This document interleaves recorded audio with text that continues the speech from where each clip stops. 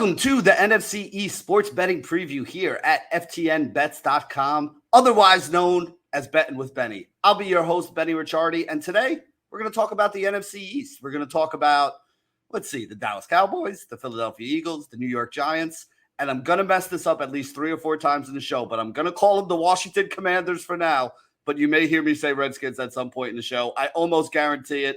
And as always, I'm not here by myself just talking to you guys. I got my man, my partner, my hetero life mate, my boy, Deqwan Young, coming in to join me here. Quan, what's going on today, my boy? What's going on, Benny? It's good to be here, as always. Our second show, I think the first one was fantastic. You know, we covered the AFC East. I'm not excited about the NFC East because this is always a tight race. So I'm looking to hear your thoughts on the breakdown and see what we pull from it. Yeah, I mean, it's interesting here, right? I mean, the Dallas Cowboys won this division last year. The big thing that we have to look at this year is a lot of people are thinking the Philadelphia Eagles are going to take that step forward. Now, again, they've done a lot in the offseason, right? You bring in A.J. Brown. You know, last year they had a really good rookie wide receiver in Devonta Smith. You got Jalen Hurts, who everyone's expecting to take a step forward here as well. How good can this Philadelphia Eagles team? Have they done enough to move ahead of the Dallas Cowboys? And the Dallas Cowboys, I mean, listen, I know they traded him during the season, but, you know, Amari Cooper no longer in town over here. You're going to have CeeDee Lamb be the number 1 wide receiver on that team. So there are reasons to think maybe Dallas takes a step back this year. Maybe Philly takes a step forward. Is Philly going to take a big enough step forward to get ahead of Dallas? That's really what we're going to wind up talking about. And as always, we also have the Washington Commanders. I'm going to make sure, I'm telling you, I'm going to do my best to not call them the Redskins, even though we know I'm going to mess that up. Yeah, we know I'm going to mess it up, but I'm going to do my best to call them the Commanders this entire show. And the New York Giants. Both of those teams are also arguably better this year than they were last year and have been in years past. So, like you said, this is that division that, what was it, 2 years ago? I think somebody won this division with like 8 wins or something like that. 8, 9, or Yeah, I think it's going to take more. 8 and 9 or something like that. Yeah, I think it's going to take more than 8 or 9 wins to win this division this year. How many more? Well, that's going to depend how good some of those teams at the bottom are. Are the Giants and the I almost called them the Redskins again. Are the Giants and the Commanders good enough for, you know, them to knock off Dallas and or Philly at some points during the season? Or is this going to be one of those things where it's kind of a 2-horse race between Dallas and Philly, and they both wind up winning both of the games against Washington and the Giants?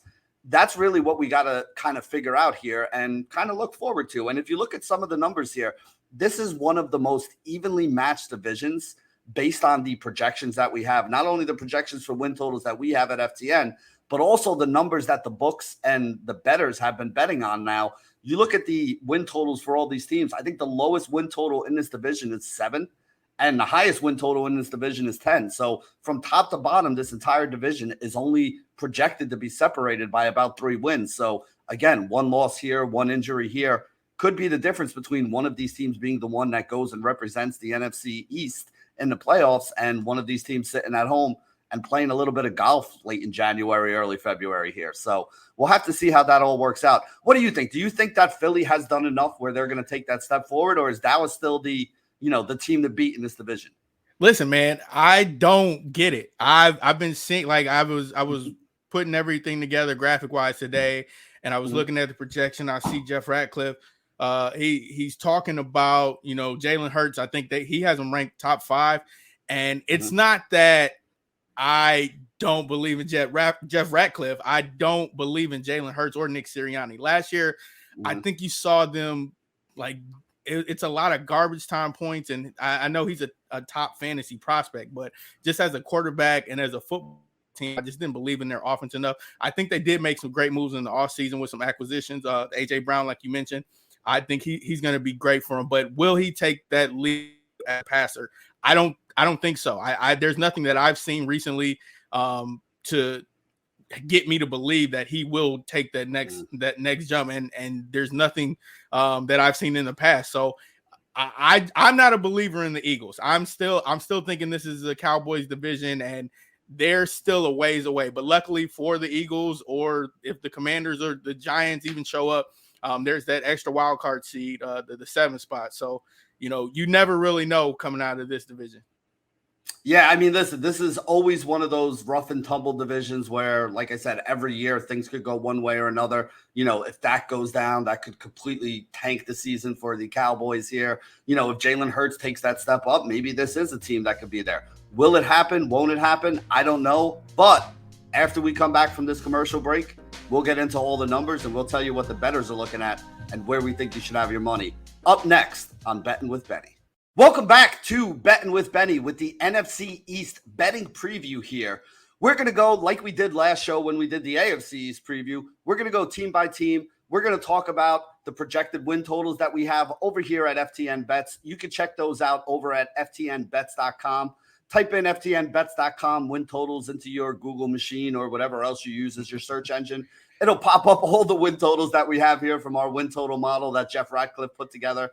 Jeff is one of the best out there when it comes to projections, and his win totals were very, very close to being right on the money last year for about 85% of the teams. Again, you can't really predict injuries, and sometimes that stuff comes along and knocks things out. But the win total projections that we have over here are some of the best in the business. Jeff was the number one ranker last year for projections, so this is the man that we want to talk about here. But Quan, why don't we throw up that graphic here? Let's take a look at the Dallas Cowboys to start off with and check out the numbers over there. So Jeff has Dallas projected for 10.2 wins this season. The market out there for the Dallas Cowboys, the consensus number is around 10. So a lot of the sites don't want to make it an even number where there's a push. So they either go to 9.5 or 10.5. And if you look at the 9.5, you can see that number is juiced way up. The 10.5 is a number that most of the sites out there in the market are actually giving you plus money on.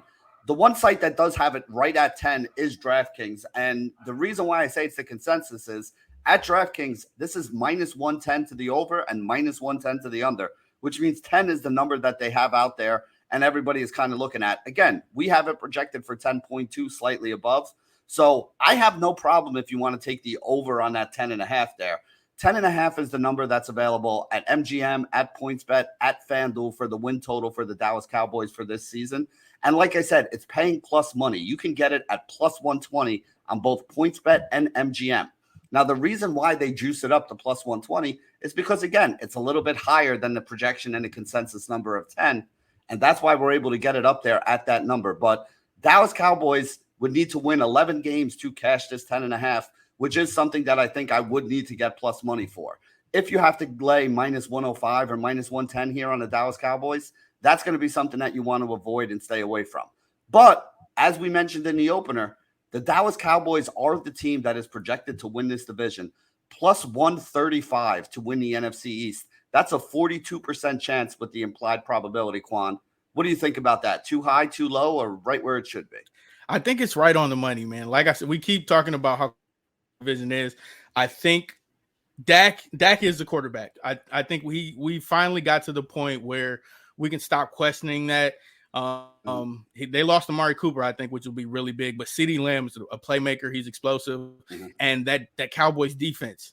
Listen, I know that everybody has, I guess, there's a lot of negativity about the secondary giving up big plays. A lot of times, Trayvon Diggs, he'll get you an interception, but he'll give up a touchdown. That's kind of even trade-off sometimes. And Michael Parsons, great player. So I think the Cowboys defense will carry them a lot, but they're also playing, once again, the NFC East. I think they play the NFC North and the AFC North. I think they can beat up on the Browns.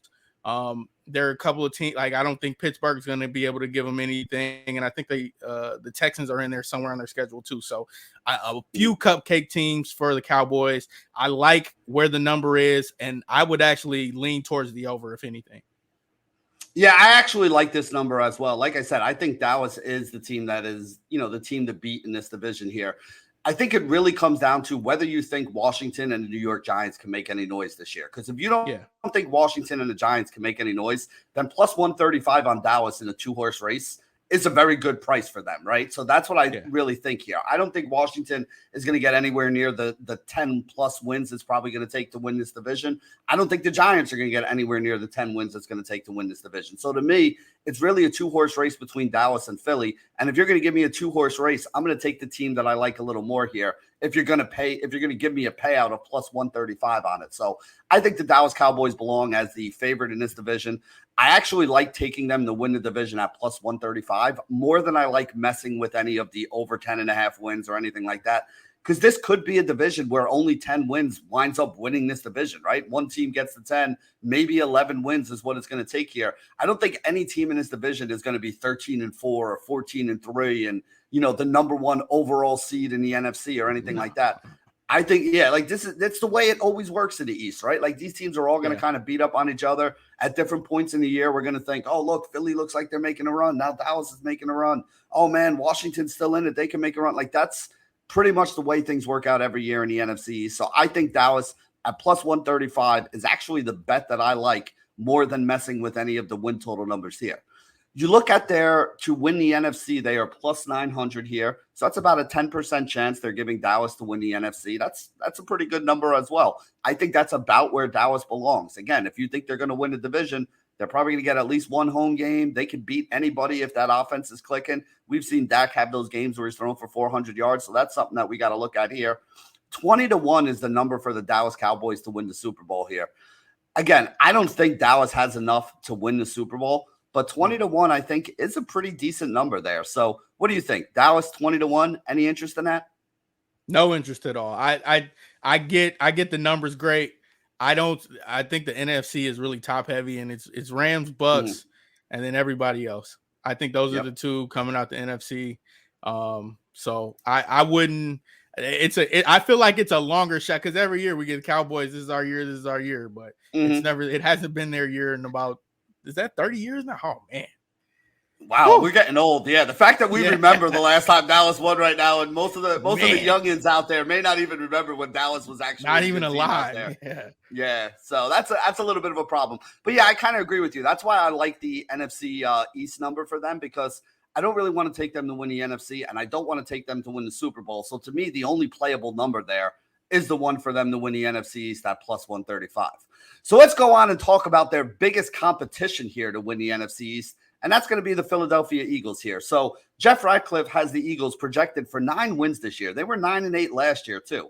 So that's interesting to me that they're projected for the exact same kind of record that they had last year with what we have. And if you look at what the books and the bettors are doing with it, the books and the bettors are a little bit higher on the Eagles than I think Jeff and we are over here at FTN Bets. The reason why I say that is the consensus number out there in the market for the Eagles is 9.5 wins. And not only is that the consensus number, but it's actually juiced up a little bit at minus 125, which is higher than the standard minus 110, meaning the books and the bettors actually are projecting them for closer to 10 wins, whereas we're projecting them for closer to 9. So this would be one of those ones where the under is actually the number that we have here at FTN Bets based on Jeff's projections. Minus 125, you can get the over on PointsBet. The under is available at plus 110. You could play that on DraftKings. You could play that on FanDuel. You could play that on MGM. Now, again, if we like the under on this number here and we think that number is a little high, that's also one of the reasons why I like that plus 135 on Dallas to win the division. Because if we don't get the Eagles to at least 10 wins, probably maybe even 11 is what they would need to win it here, then they're not going to be able to win the division. So even at plus 185, I feel like that number is a little too high. So I would say no because of what you said in the opening, but would you agree that the Eagles are probably being a little overhyped here in the early part? Okay, so during the commercial break, I want to change my tune a little bit because I'm looking at the schedule. We're talking Lions. I think they can compete with the Vikings, Commanders 2 times, Jaguars. I think they can compete with the Cardinals with that defense. Then we got a Steelers team, Texans, and that is a rough schedule.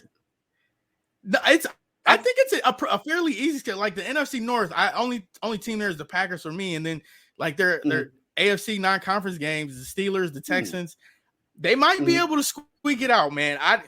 I'm gonna have to do another deep dive on that one, but I think 9 is pretty feasible. If you're telling me you can get the Giants twice, you can get the Commanders twice. I don't think they're gonna sweep. They're probably gonna there's gonna be one of those games that they blow that there's still I want to say a young guy at quarterback, so he's probably not there yet, but even if they go 3-1 in those games, though, I mean, you mentioned the Jaguars.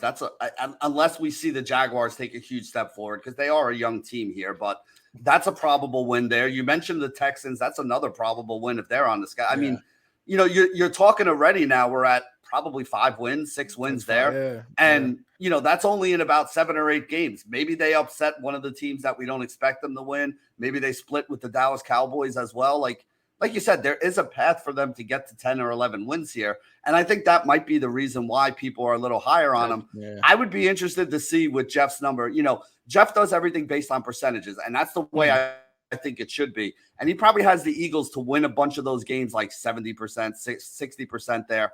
And then I'd be interested to see what he has them, the percentage to win some of those games against some of the tougher teams like the Dallases and the Green Bay Packers and the Minnesota Vikings that are going to be on their schedule this year. Because my guess is that's where that little difference in 9 to 10 wins that we're projecting versus what a lot of the sports books have it at, that's probably where it comes from there. But again, I think your initial thoughts were right here. Maybe Jalen Hurts is a great quarterback. Maybe, they did enough with getting him the weapons for them to take that next step forward. But that's a lot of maybes. And when there's a lot of maybes, I like to go with the under when there's a lot of maybes, because you need a lot of things to happen the right way in order for you to get the over there. So, again, if I'm not big on them to win the NFC North, they are minus 160 to make the playoffs, which is, gives them a very good chance. You're talking over a 60% chance there with the implied probability to make the playoffs. So I do think that they're going to be a playoff team, but they're probably going to be like a 6 or 7 seed there where they just squeak into the playoffs and probably have to go up. Yeah, they probably have to go up against one of these better teams in the first round. So I am not on them at all to win the NFC or to win the Super Bowl. 14-1 is the number you can get them to win the NFC. 30-1 is the number you can get for them to win the Super Bowl. Again, I got a lot of Eagle fan friends that I went to college with at the University of Delaware, so I'm sure they're going to be putting some money on it. But if they win and they do it, I'll let them worry about it. I'm not going to worry about it here. So let's move on and talk about the last 2 teams in this division. 2 teams that we're not going to talk too much about here because there really isn't a ton to talk about here. Not a lot of numbers that I'm looking at. I do not like the Washington Commanders or the New York Giants to win the division, to win the NFC, or to win the Super Bowl. You guys can see the numbers there. So let's talk only about their win totals here. The Commanders are at 8 wins. Jeff Ratcliffe has them projected there. The consensus number out there in the market is also exactly what Jeff has at 8 wins. Over under minus 110 at that number on DraftKings. You can get the number at 7.5 with it juiced up to the over at minus 120 over on BetMGM. You can get the number at 8.5 on a site like Sugar House or BetRivers or FanDuel. And that one is, getting like a plus 140, plus 150 range there. Sugar House, BetRivers with the best number, plus 152 for the Washington Commanders to go over 8.5 wins there. That means they would have to get to 9. That would put them in the playoff picture, as we talked about last year. 9 wins gets you in the playoff picture. 10 wins pretty much guaranteed. Everybody got in last year. 9, you got to be the team that wins a couple tiebreakers. But can the Washington Commanders make the playoffs this year? I think you go from Taylor Heineke to Carson Wentz. I don't want to say it's a lateral move, but it's not that much of an upgrade. You would think that Ron Rivera and the staff wanted to kind of go all in and upgrade their position at quarterback. And I think that's really kind of one of the only things that they're missing was that quarterback to take them to the next level. And they just didn't get it, I don't think. Yeah, the defense is really good. They added another running back that I like in the draft, although I think that running back room is a little crowded. So I'm not sure if that's really a positive for them, because to me, it's just, there's too many mouths to feed now, right, in that backfield. So it's one of the reasons a lot of people have been staying away from the Washington Commanders running backs in drafts, and you've kind of seen them all drop down a little bit. The rookie Brian Robinson is somebody that's going like in the 18th to 20th round as an almost afterthought. And then even Antonio Gibson, the starter there, people are thinking, Robinson's going to take some of that. He may still lose some passing down work there. So really, I'm not sure that the offense did enough to take that next step forward. Although I do really like this Washington defense. I think they got a really good defensive line, and having a good defensive line and getting pressure on a quarterback is always something that can help a team out. So I think they'll have some good wins. I think they'll upset a couple teams here if the defense plays well. But at the end of the day, I just don't think they're going to have enough to get it done. So let's move on and talk about the last team here in this division, the New York Giants. Let's see here. New York Giants. Jeff has them projected for 7.2 wins. Consensus number in the market is probably closer to 7 wins overall, because the 7 wins on DraftKings is actually juiced up a little bit at plus 105. So they're basically saying to you, hey, we'll give you more than we normally do on the standard juice if you're willing to take 7 wins here. So really the projection is probably a little below 7, maybe like 6.7 or 6.8 is the number that the books have here. 6.5 is the number BetMGM has for the win total, minus 135 to the over there. So they're expecting them to go over 6.5 and get to that 7 win number. But if you look at the 7.5 wins that you have on sites like PointsBet and FanDuel, that's juiced up to plus 140, plus 130 there. So they don't expect them to get to that 8-win number. 7 wins is basically what they're expecting here for the New York Giants, which again, they only had 4 last year. So that's a step forward. So what do you think, Quan? Do the Giants take a step forward and get 7 wins this year? Or, can they even take a step forward on the 4 wins they had last year? I don't know what coaching miracle they think is going to happen to get them 3 more wins, but that's a very bad team. I think they're going to consistently be a very bad team. Saquon was the horse, and you saw him coming back off an injury last year. I actually was doing research for the show, and they're featuring him in the passing game a little bit more, which is going to be interesting to see, and alluding to something we're going to talk about here in the next segment. But I just don't think that it's a good team at all, and willing them to 3 more wins based off of the same team that they were last year, not happening. Yeah, I got to kind of agree with you here. I mean, I come from a family of Giant fans, being the only Jet fan in a family full of Giant fans. The one good thing I could say about last year is nobody could make fun of me for how bad the Jets were last year because the Giants were just as bad. So everything they were saying to me, I was saying right back to them, and that's the way that it worked out. But yeah, I agree with you. And, you did foreshadow what we're going to talk about here in a minute when we get to some of the player props here. But overall, here's my thoughts on the NFC. I think the NFC East is going to be the Dallas Cowboys winning it here. The Cowboys are the team that I would be looking to put some money on if I was going to put it on them. And I wouldn't put it on them to do anything other than win the NFC East here. That's probably the only number. Like I said, plus 135 is what we could get there. That's my favorite bet in this division. If I had to pick a second team or a second thing that I would bet on here, I don't even know what it would be there. So for me, put your money on the Cowboys plus 135 in the division. To me, that's the best bet here in the NFC East. And we'll be back in a minute here on Betting with Benny to talk about some of the individual player props that we like in the NFC East. Welcome back to Betting with Benny here on FTN Bets and the Game Plus Network, where it is also available. We talked about the teams in the NFC East. Now we're going to go over some of the player props that we like here for the NFC East. So, Quan, throw up that first graphic for me. There it is, the man that we talked about and teased a little bit in the last segment, Saquon Barkley here, over 1,300 receiving plus rushing yards, minus 125 on DraftKings. I like the over here for Saquon Barkley. Now, a lot of the numbers that we have here do not actually point to the over, but Quan mentioned something in the last segment that I am for too. If you remember back in 2018 when Saquon Barkley was the Rookie of the Year in the NFC and in the NFL, this is a guy who had over 2,000 all-purpose yards. The year he came back after that, as much stuff as was going on there with the New York Giants, he went over 1,300 total rushing plus receiving yards again in his second season in 2019. 2020 is when he had that big injury. I think it was the second game of the season. So he only played 2 games in that season. Obviously, the numbers were bad. Last year, he came back, wasn't 100%, was in a really bad offense. They had a ton of injuries to the skill position players. You were basically picking names out of a hat to see who the wide receivers were going to be because every other week, Kadarius Toney, big game. Kadarius Toney gets hurt.